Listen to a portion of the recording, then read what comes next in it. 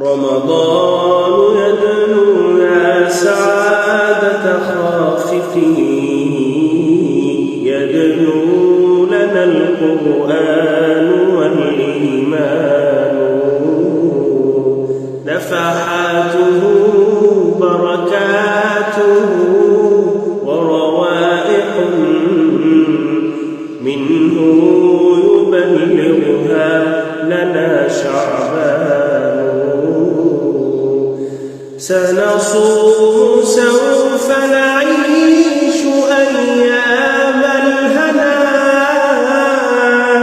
سيحيطنا يوم الصيام أمان.